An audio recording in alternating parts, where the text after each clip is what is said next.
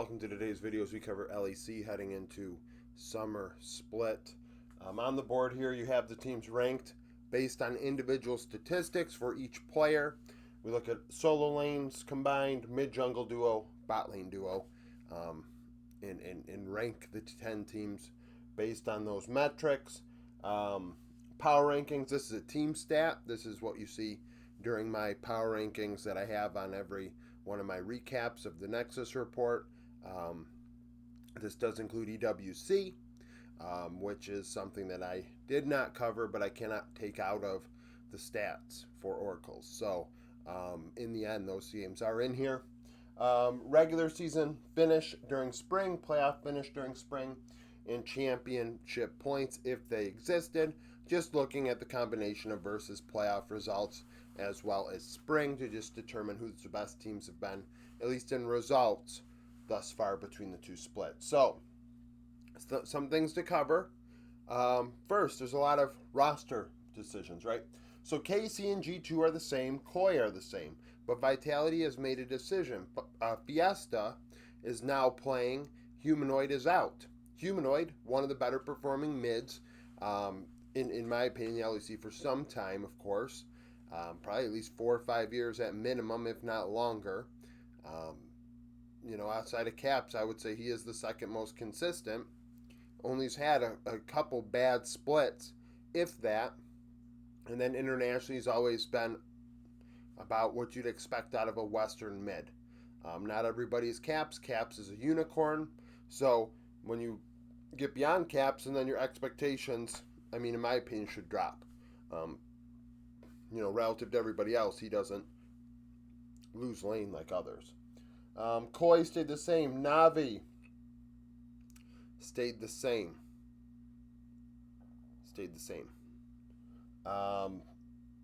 Heretics.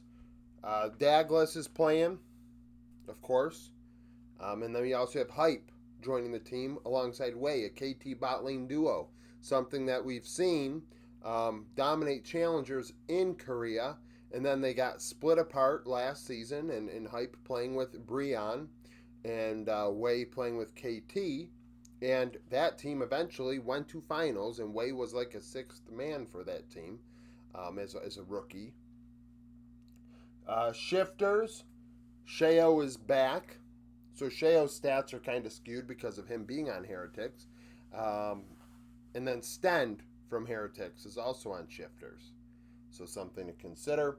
Fnatic have brought in Saboro to play top lane, a player that played with IG last season in the LPL as a rookie against the upper half of China.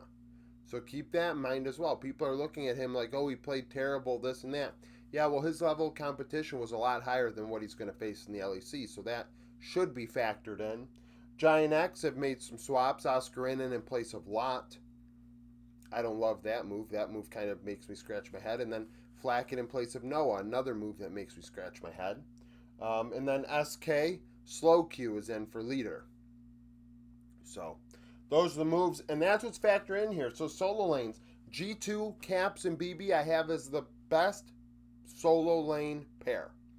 After that, you have Vitality with Fiesta and Knock Knocko. I think Fiesta is going to do just fine in this region. The fact that Yahoo is able to come in and be one of the better mids, Poby being okay, Fiesta, I believe, can do just fine. And then, of course, Knock Knocko in top lane is a stud. Then you have Kana and Yahoo in third. Fourth place, Mirwin and JoJo, and then you go down the list from there.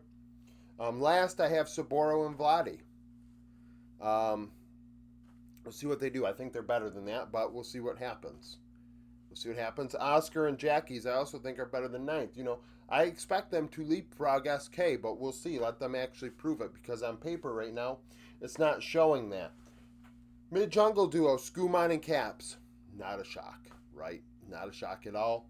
After that, I have KC in second with Yike and Yahoo. Third is Elyoya and JoJo. And then you see Vitality's in sixth here because Lynch's statistically not that strong.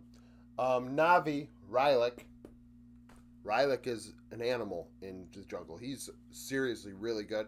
The jungle pool in the LEC is disgustingly strong. Rylak, in my opinion, has been, Rookie of the Year candidate of the West in general. And honestly, outside of like Smash and maybe Career, and I probably would have to think about it a little more, but he's probably top 5 rookies in the world right now. I think the kid is really, really good. I can see why Navi, grabbed his rights when they did last year. So that's a thing. You see Heretics here with Douglas and Sarah, and I'm happy Douglas has a job in the Tier 1. He should have a job. And then last is Sheo and Nuke. I think they'll be better than that. They're obviously former teammates on BDS. I expect them to leapfrog SK. And, Fnatic just has to show up. Razork and Vladi on paper are better than what they've shown, but they've also shown what they've shown. They've played like shit. So that is what it is. Bot lane duo. This is how KC end up first in individual stats. Kalist and Busio are by far statistically the best players in their roles. So after that, it literally is like a almost 3-way tie between G2, Koi, and Navi. And it's tiebreakers, really, of who has the best players is how it worked out. So G2 actually ends up being second in bot lane duo, tied with Koi, Supa Alvaro. In my opinion, it makes sense. I think Hans and Labrov offer some things that Supa Alvaro don't, but statistically, Supa Alvaro also show a little bit more pop, and that helps them in those stats. Vitality, Karzi and Fleshy, very underrated. Karzi is putting together a great season again. And then Hype and Way, that's going to be interesting. If they can get back what they had, that is a scary bot lane duo. That really is, because Hype was putting on a clinic in ERLs. I mean, an absolute clinic. Last place, Flackett and June. They might end up there. Flackett's a solid player, but he's a weak side player.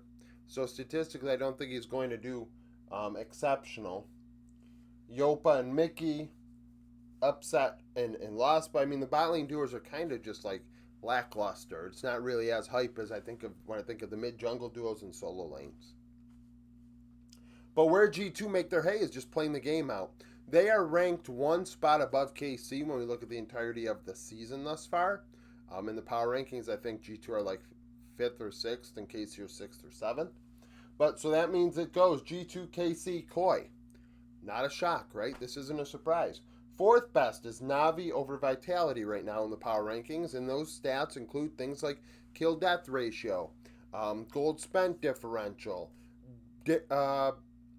Drake taken percentage, Baron taken percentage, CS numbers, who's getting more farm, who's doing this, who's doing that. That's what that takes into account. And right now, Navi are 4th, Vitality 5th. Giant X are 6th. Now, Giant X end up down here despite all this, right? Regular season finish. They made playoffs both splits. Finished 4th place in both splits. When you look at so far this season, at least based on results, Giant X have been the 4th best team. But they made changes. And those changes hurt their stock. It hurt their stock. I really don't think these moves were the right ones. And it's not to say Oscar shouldn't be in the league, because I think Oscar shouldn't have been dumped to begin with. Empros should not have taken Oscar's job. And it's kind of unfair to Empros, because Empros wasn't really ready, in my opinion, for that opportunity. And so Oscar gets the boot, and now he's taking Lot's job, and I'm like, well, Lot didn't deserve to get the boot either, in my opinion. Flackett taking Noah's spot, that's a head scratcher. I mean, I get he's a veteran, he's on your lower team, it makes sense. If you're not going to have Noah, why not, place him? But Giant X do not give me like a vibe of like, wow, I think that team can contend with the top 3. And it's really hard to contend with the top 3, G2, KC, and Koi. They've finished 1, 2, 3, both splits for a reason. Vitality and Navi, I mean, they're tied 5th and 5th. Giant X 4th. I mean,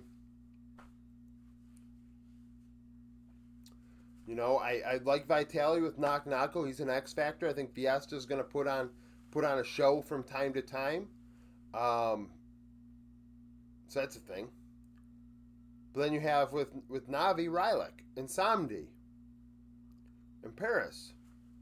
Those two teams are interesting. I think Vitality and Navi give me more to kind of think about than Giant X, which is unfortunate because Giant X, in my opinion, with Jackie's just very talented mechanically, but just they just don't have it. I don't think they have it. I think these moves took them back a step. I mean, I have them ninth. I don't think they're ninth really, but they're performing like it. At least stats. But we also have to take into account I nerfed Flackid's stats because he didn't play in Tier 1 this year. And then I really nerfed Oscar's stats because he was unemployed. So, yeah, going into summer, it is the show with G2 KC Koi.